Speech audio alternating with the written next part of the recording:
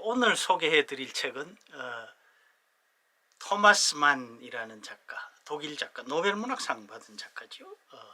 파우스트 박사입니다. 독일의 19세기 말부터 20세기 전반까지 그 시대의 독일로 초대를 하는 겁니다. 토마스 만이라는 작가는 뭐 워낙 유명하죠. 독일 이 작가로 노벨 문학상을 받았고요. 미국으로 망명을 했습니다. 나치 정권을 피해서 말이죠. 뭐 1924년작의 마의 산이라는 것이 대표작으로 불리고요. 이 파우스트 박사는 1947년 작품입니다. 1947년 작품이고 뭐 우리나라에 소개된 지는 오래됐습니다만 저는 이제 뒤늦게 읽은 거죠. 사실 저는 그 파우스트라는 그 주제, 이게 뭔가 좀 찜찜해요. 파우스트라는 것은 이 중세 독일의 어떤 그 뭐 설화라고 할까요? 전설이라고 할까요? 뭐 그런 거죠. 거기에 이제 그 아시다시피 악마에게 영혼을 파는 겁니다.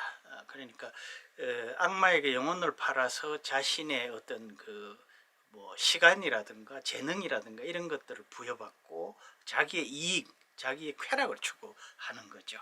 그 대가로 말이죠. 그 대신에 영원한 멸망, 뭐 지옥불에 떨어진다고 할까요? 뭐 그런 내용을 담고 있는 것이 이제 파우스트인데, 파우스트라고 하면은 뭐 유명한 것이 이제 괴테의 파우스트가 있죠.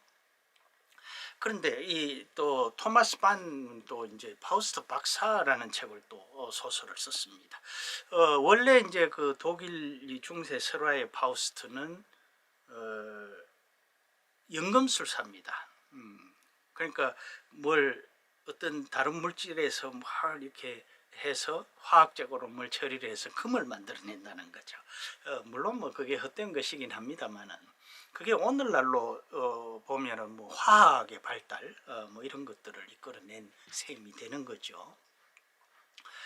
그리고 괴테의 파우스트는 학자이자 정치가인데 이 토마스 만의 파우스트는 작곡가입니다. 자, 이 제가 지금 들고 있습니다만 이게 이렇게 두 권이에요. 두 권인데 참 이렇게 빽빽한 두 권입니다. 읽기가 아주 만만치 않아요. 그래서 양쪽 다 각 권이 한 500페이지 내외 되니까 1000페이지 정도 된다고 봐야죠. 작품만. 자, 그리고 이 토마스 만도 그렇습니다만 독일 쪽의 이야기들이 조금 사변적인 그런 측면이 있습니다. 그러니까 이게 분량도 많고 또 굉장히 내용도 말이죠, 아주 좀 사변적인 게 많고 그래서 아주 읽기가 힘듭니다. 물론 그것은 제 기준으로 볼 때. 자, 그런데 이제 그 토마스 만이라는 작가는 아까 제가 말씀드린 것처럼 나치 정권에 아주 그 적대적입니다. 그러니까 반대하는 거죠. 그런데 이 사람은 이제 그때 당시 사람이니까 굉장히 심각한 갈등을 겪었을 겁니다. 그래서 이 책이 어떻게 보면 그 이런 의문이 있죠. 자, 독일이라는 나라가 그래도 종교개혁도 일어났고요. 신학적인 어떤 그런 제가 사변적이라고 말씀을 드렸는데 철학이라든가 신학이라든가 이런 부분에 대해서 굉장히 많이 이 발달하고 연구를 했던 그래서 이 휴머니즘이 강한 나라인데 도대체 어떻게 해서 이 히틀러 같은 존재가 나오고 그 히틀러가 정권을 잡아서 나치 정권이 일어나고 이게 인류에게 정말 그야말로 최악의 정권을 이룬 게 독일에서 나왔느냐 하는 것이 이 독일인인 토마스 만 이 작가에게는 아주 큰 어떤 그 딜레마였을 겁니다. 그렇죠? 그래서 바로 이게 이제 그런 딜레마에 대한 이야기일 수도 있다는 겁니다. 자, 이 작품에 대해서 구체적으로 좀 소개를 하겠습니다. 자, 여기 이제 파우스트 박사라고 제목은 돼 있고요. 그 부제가 한 친구가 이야기하는 독일 작곡가 아드리안 레버퀸의 생애 이렇게 되어 있습니다. 그러니까 이 주인공은 아드리안 레버퀸이라는 작곡가입니다. 천재 작곡가입니다. 그리고 한 친구가 이야기하는 이렇게 되어 있으니까 이 화자는 이 아드리안 레버퀸의 어릴 적부터 친구인 문학 박사 제레누스 차이트블룸 이렇게 되어 있습니다. 그러니까 이 화자, 그러니까 이 소설을 이끌어 나가는 사람은 1인칭으로 되어 있습니다. 이 제레누스 차이트블룸이란 사람이 자기 친구 아드리안 레버퀸이란 작곡가의 생애를 이야기를 하는 거죠. 그런 형식으로 되어 있는데 이 차이트블룸과 레버퀸은 어릴 적부터 이제 같은 그 카이저사세른이라는 곳에서 공부를 합니다. 뭐 그 근교에서 태어나서 어릴 때부터 이 집안 간에 왕래가 있어서 어릴 때부터 이제 친구였고요. 그래서 나이 차이는 두 살인가 있지만은 거의 이 평생을 친구처럼 자라서 같이 거의 평생을 친구로 보낸 그런 사이로 설정이 되어 있습니다. 그래서 이 카이제사세른이라는 도시에서 이제 김나지움, 그러니까 뭐 우리로 치면 이제 고등학교까지 다닌 셈이죠. 그런데 이 카이제사세른이라는 그 도시가 이제 가상의 도시입니다. 그러니까 실제 존재하는 도시가 아니라는 거죠. 물론 뭐 그 독일의 여러 도시의 어떤 특징을 가지고 그렇게 설정을 했겠죠. 자, 어쨌건 그래서 이 스토리는 이제 아까 서두에 말씀드린 것처럼 악마에게 영혼을 파는 거죠. 그래서 이 아드리안 레버퀸이 이제 악마와 거래를 합니다. 그 일정한 시간에 자기의 그 천재적인 작곡의 재능을 부여를 받고 그 거래를 하는 거죠. 이제 자기 영혼을 파는 거죠.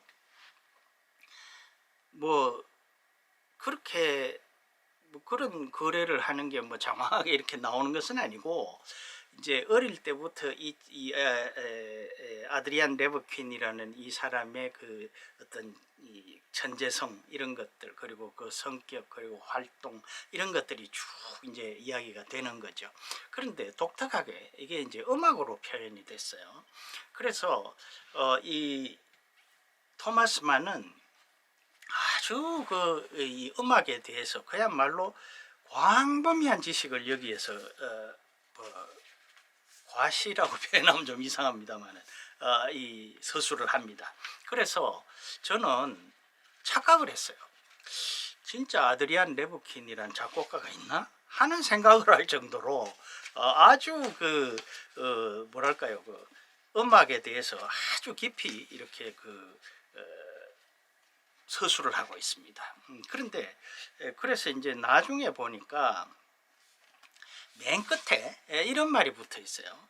어떻게 그렇게 이 저자가 토마스 만 작가가 음악에 대해서 그렇게 대단한 깊이 있는 이야기를 하느냐 했더니 여기에 이제 12음 기법 뭐 이런 그 무조음악 뭐 이런 것들이 나옵니다. 그런데 그게 이제 뭐 아시는 음악 잘 아시는 분들은 아시겠습니다만은 이 오스트리아 출신의 작곡가죠. 아놀드 쉔베르크의 장안입니다. 그걸 이제 차용을 한 거죠. 그래서 여기에 저자가 그렇게 마지막에 이렇게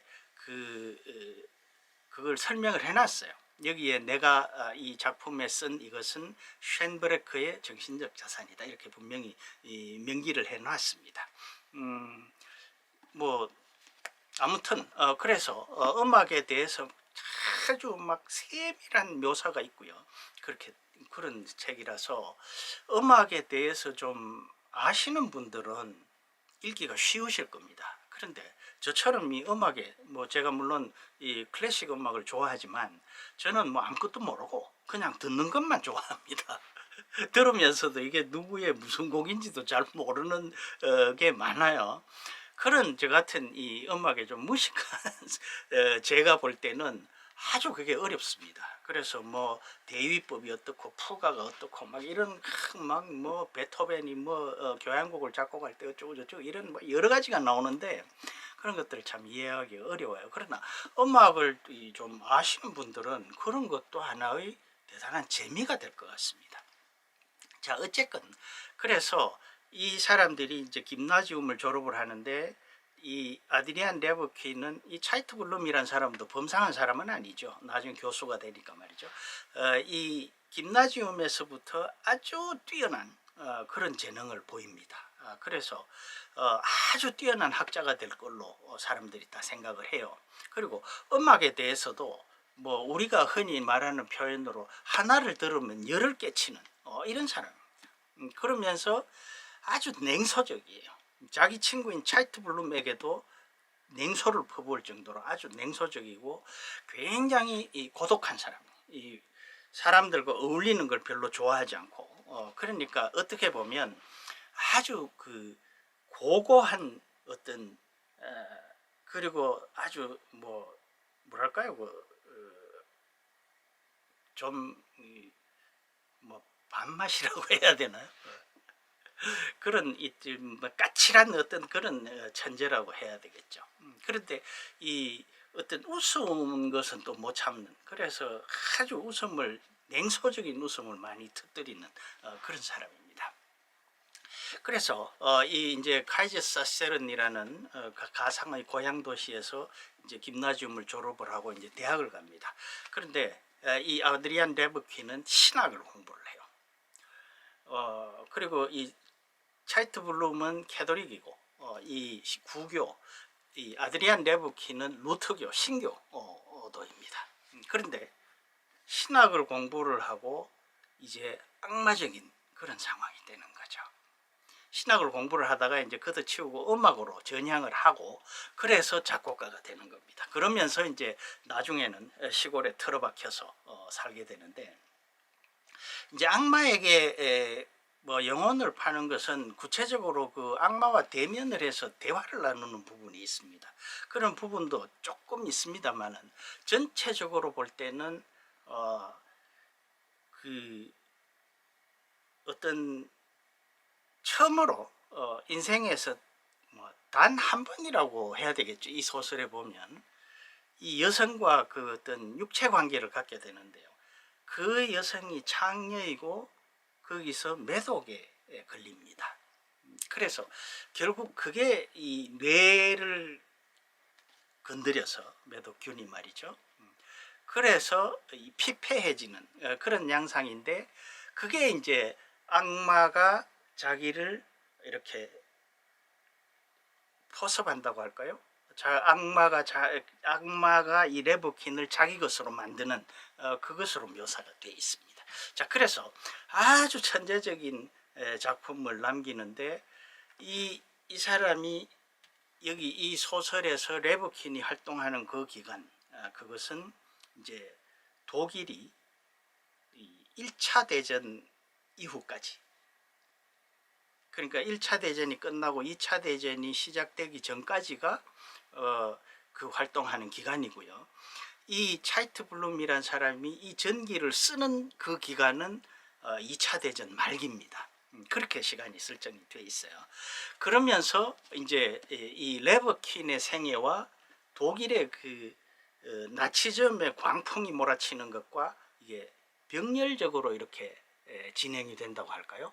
그렇게 이 소설이 진행이 됩니다. 그러니까 어떻게 보면 이 레버퀸이라는 한 사람의 그 설정이 독일이라는 전체 민족의 어떤 그 모습을 하나의 표상이라고도 할 수가 있습니다. 그런 식으로 이 작품이 되어 있어요. 자, 그렇게 대강 제가 소개를 해드렸습니다. 뭐 그겁니다. 그런데 이제 여기서 묘사되는 것은 그 무슨 바이올린 주자, 무슨 시인, 또 번역가, 그 외에 여러 분야의 그 전문가, 박사, 귀족 이런 사람들이, 그러니까 여기는 아주 그 보통 사람들이 나오는 게 아니라 상위에, 그러니까 뭐 돈이 많아서 상위라기보다는 이 정신적으로 말이죠. 굉장히 그 높은 레벨의 사람들만 나옵니다. 천재와 교제를 하니까 그렇겠죠. 그래서 그 1차 대전을 전후한, 그러니까 19세기 말 독일의 바이마르 공화국이라든가 뭐 등등 이런 그 어떤 시대적인 그 상황 이런 것들도 많이 묘사가 돼 있어서 그때 독일의 이제 뭐 부르주아 또는 지식층의 삶의 모습들이 많이 나옵니다. 그래서 제가 이제 아드리안 레브킨이라는 사람이 굉장히 폐쇄적이고 고립되어 있는 외로운 사람인데 그럼에도 불구하고 그 어떤 지식인들의 살롱이라고 해야 되겠죠. 그런 살롱에서 많은 사람들을 만나서 대화를 나누고 교유하는 그런 모습들도 나오고 있습니다. 자, 그래서 이 책은 제가 선뜻 권해드리기는 좀 그렇습니다. 워낙 방대하고요. 뭐 또 지루하다라고 하실 분들도 계실 거고 또 흥미있게 보실 분들도 계실 거예요. 호불호가 분명히 갈리는 그런 작품일 텐데 제가 이제 서두에 말씀드린 것처럼 저는 이 파우스트란 이 설정이 마음에 들지 않아요. 그런데 이 책은 뭐 그런 제 선입견이 있었습니다만은 그 설정이라든가 이 아드리안 레브퀸의 어떤 그 이 주인공의 행동이라든가 뭐 그런 행로 이런 것들이 마음에 들지 않습니다. 저도 그 역시 마음에 들지 않았어요. 그럼에도 불구하고 그 어떤 독일인의 어떤 뭐랄까요 뭐 여러 가지 그 아주 복잡하게 얽혀 있는 그런 심성이라고 할까요? 그리고 나치 독일이 왜 그렇게 극단으로 치달았을까 하는 부분에 대한 어떤 뭐 이해라고 하면 좀 그렇습니다만 이 토마스 만의 변명이라고 해명이라고 해야 될까요? 뭐 그런 부분들은 좀 머리에 남는 것이 많이 있습니다. 자, 그래서 오늘은 좀 오래된 책이지만 제가 뒤늦게 저는 이걸 사실은 한 번 읽은 게 아닙니다. 한 번 읽어서는 내용이 들어오질 않아요. 자, 어쨌건 그런 파우스트 박사, 토마스 만의 파우스트 박사라는 책을 오늘 소개를 해드렸습니다. 소개 내용이 좀 글쎄요 잘 됐는지는 모르겠습니다만은 어쨌건 일독을 권해볼 만한 좋은 책입니다. 자, 오늘도 끝까지 시청해 주셔서 대단히 고맙습니다.